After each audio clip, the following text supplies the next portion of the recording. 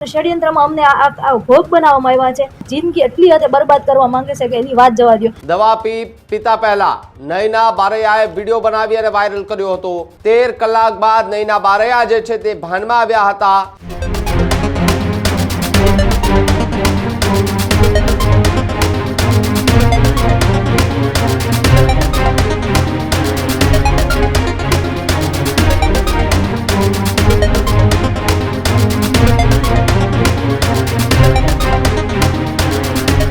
समाचार भावनगरથી સામે આવી રહ્યા છે। ભાવનગરની અંદર સસ્પેન્ડેડ મહિલા કોન્સ્ટેબલને લઈને સૌથી મોટા સમાચાર મળી રહ્યા છે કે જ્યાં મહિલા કોન્સ્ટેબલ નયના બારૈયાએ આત્મહત્યાનો ગઈકાલે પ્રયાસ કર્યો હતો।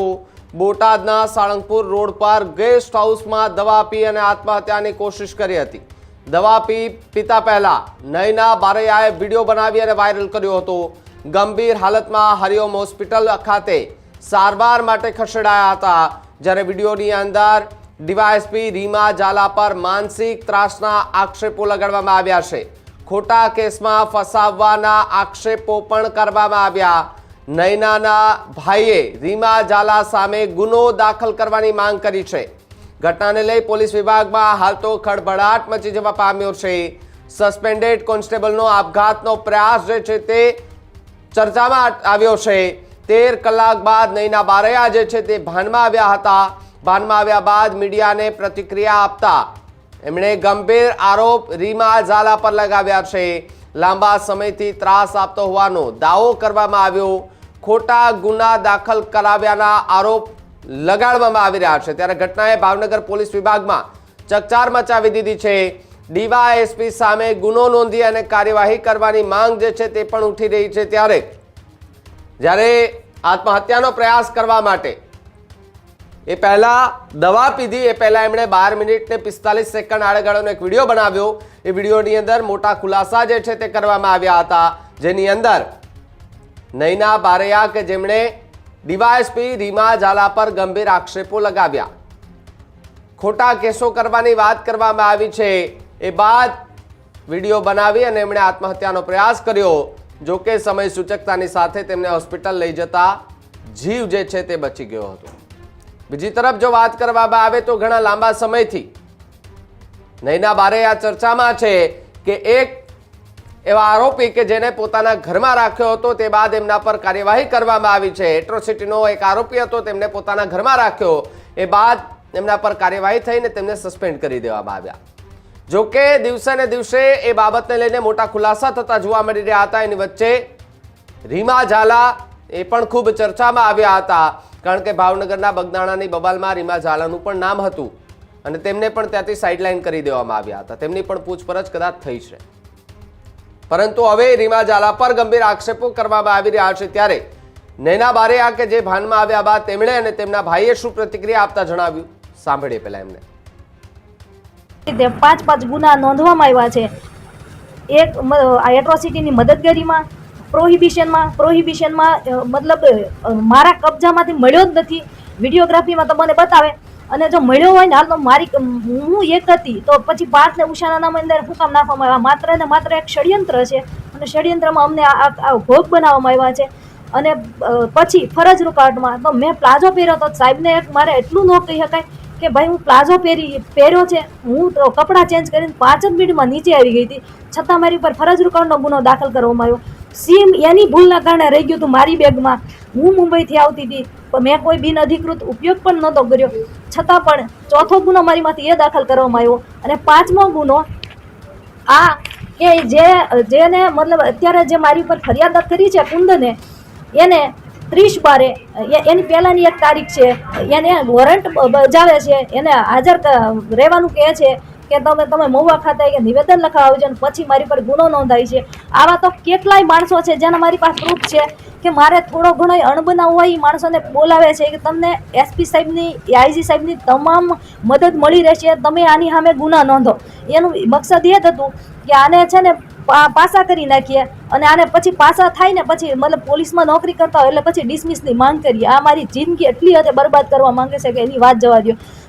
પછી બીજું કે મને મુંબઈથી ધરપકડ મારી લીગલી ધરપકડ જ નથી કરી, મારું અપહરણ કરવામાં આવ્યું છે, મહિલા પોલીસ કર્મચારી વગર ધરપકડ કરવામાં આવી છે, નંબર પ્લેટ વગરની ગાડીમાં ધરપકડ કરવામાં આવી છે, અંધારામાં ધરપકડ કરવામાં આવી છે, મને વોશરૂમ સુધી જવા દેવામાં નથી. મેં એને કીધું, સાહેબ મેં કીધું હું આતંકવાદી નથી, હું કોઈ ટેરરિસ્ટ નથી, મને વોશરૂમ તો જવા દો એટલીસ્ટ, પણ મને મારી કોઈ મારી વસ્તુ કોઈ ક્યાંય સાંભળવામાં નથી આવી કે ઉપરથી હુકમ છે કે તમને કે ક્યાંય જવા દેવામાં નહીં આવે. પછી તો મેં એમ કીધું, મેં કીધું સાહેબ મેં તમે વોશરૂમમાં મેં ફોન તો કરવા નથી દીધો, મારા ઘરે જાણ કરવા નથી દીધી, તો મને ખાલી તમે આટલું તો મને વોશરૂમ તો જવા દો. મેં કીધું એ તો મેં કીધું આતંકવાદી હોય ને એને મેં કીધું આવી સુવિધાઓ તો મળે, મેં કીધું આ તો મેં કીધું કુદરતી વસ્તુ છે. ત્યારે તો પછી એ જેબલિયા સાહેબ પીઆઈ જેબલિયા સાહેબ છે એ ટોયલેટ ચેક કરવા જાય છે મારું, અને પછી મને એમાં જવા દે છે. અને પછી મેં કીધું સાહેબ તમે મેં કીધું જે આ રીતે કર્યું છે ને હવે હું કોર્ટમાં કહીશ કે મને આ રીતે મારી ધરપકડ કરી છે, એટલે મેં ફરિયાદ દાખલ કરી દીધી. પછી પાર્થે તે મતલબ ફરિયાદ દાખલ કરી હતી કોર્ટમાં, સાહેબ સમક્ષ જજ સાહેબ સમક્ષ કીધું હતું કે મને રીમા ઝાલાએ ખોટી રીતે ગોંધી રાખીને મને માર્યો છે, મને 4 વાર નિવેદન દીધું, મતલબ નિવેદન માટે બોલાવ્યો છે, અને 4 દિવસે મને આજે રજૂ કર્યો છે, અને મને ઢોર મારવામાં આવ્યો છે. ત્યારે રીમા ઝાલાએ બહાર આવીને એ 14 તારીખે પાર્થને જેલ એન્ટ્રી થઈ, ત્યારે 15 તારીખે પાર્થે મતલબ એને ધમકી આપી બહાર નીકળીને કે તારી જિંદગી બરબાદ કરી દઈશ, તને ક્યાંય નોકરીમાં નહીં રહેવા દઉં, એમ તારું કેરિયર તો હજી શરૂ થાય છે, તને નોકરીમાં નહીં રહેવા દઉં. એટલે 15 તારીખે પાર્થે ફરિયાદ પાછી ખેંચી લીધી. મારી માંગ એટલી છે કે અમને ખોટી રીતે ગુનામાં ફસાવ્યા છે. સાહેબ એમાં એવું છે કે એ મારી નૈનાબેન નાનજીભાઈ બારિયા જે ભરતનગર પોલીસ સ્ટેશનની અંદર જે ફરજ બજાવતા હતા, બરાબર, અને એ રીમા ઝાલા છે ડીવાયએસપી ઓફિસે કે કેસ થાય પોલીસ સ્ટેશનની અંદર કેસ થાય તો પોલીસે કેસ સવાલ કરવાનો આવે છે, તો એ ડાયરેક્ટ ડીવાયએસપી ઓફિસે બોલાવે, ડીવાયએસપી ઓફિસે ડાયરેક્ટ બોલાવે, બરાબર. અને એટલા માટે બોલાવે કે આ વ્યક્તિને કઈ રીતે આને કાંટો કાઢવો, એમ કઈ રીતે આનો શેઠ મોતની સૂળી સુધી લઈ ગયા છે એ બેન, મારા બેનને, બરાબર. મારા બેનનો કોઈ વાંક નહોતો, મારી બેન કોઈ દારૂનો ધંધો નહોતો કરતી, કોઈ જુગારનો ધંધો નહોતો કરતો, આપ્યું તો માત્ર ગરીબોને દાન કર્યું છે એણે, બરાબર, અને બધી જ રીતે બધા જ લોકોને મદદ કરી છે એણે, નહીં કોઈ. હા, ડીવાયએસપીનો સાહેબ પૂરેપૂરો ત્રાસ છે, અને આમાં મુખ્ય આરોપી ડીવાયએસપી રીમાબેન ઝાલા જ રહેશે, બરાબર. અને અમે એના ઉપર પોલીસ ફરિયાદ અમે નોંધાવી છે, બરાબર, પોલીસ ફરિયાદ નોંધાવી છે. અને જો હા સર, એમાં એવું છે કે મને રાત્રે 12:30 વાગે મારામાં કોલ આવ્યો હતો કે ભાઈ મેં દવા પી લીધી છે, એટલે મેં તરત ત્યાંથી હું સીધો જ ઘરેથી સીધો જ રવાના થયો બોટાદ મુકામે, અને આ હોસ્પિટલે આવ્યો કે હોસ્પિટલે જઈ અને મેં જોતા બેન ભાનમાં નથી, હજી નથી, અને ભાનમાં નથી. અત્યારે તબિયત સાહેબ એને હાવ નાજુક છે.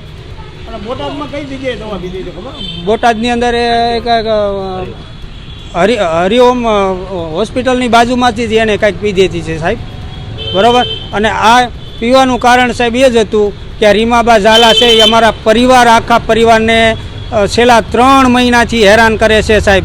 કેમ કે એની હારે જે મળતિયાઓ મળેલા છે, બીજા કોઈ રાજકીય પક્ષના આગેવાનો છે, અને મારા મધર છે તે ચૂંટણી લડેલા હતા 2025ની અંદર, અને એને પચ્યું નહીં, એટલા માટે આ લોકો આખું ષડયંત્ર, રાજકીય ષડયંત્ર લઈ અને રીમા ઝાલા પાસે જાય છે, અને રીમા ઝાલા છે એ આનો કાંટો કાઢે છે બેનનો ખોટી રીતે, બરાબર. ખોટી રીતે બેનને ફસાવવામાં આવ્યા છે, બદનામ કરવામાં આવ્યા છે, ચારિત્રથી મીડિયા લોકોના માધ્યમથી પણ એને બદનામ કરવામાં આવ્યા છે. તો રીમાબેનને કોણે આવી સત્તા આપી છે કે કોઈ વ્યક્તિ, કોઈ મહિલાને કોઈની હારે કાંઈ પણ કોઈ કેવા પ્રકારના સંબંધ છે એને ક્યાં કાંઈ, એને કાંઈ થોડી કોર્ટ છે એને એ થોડું કરવાનું આવે છે.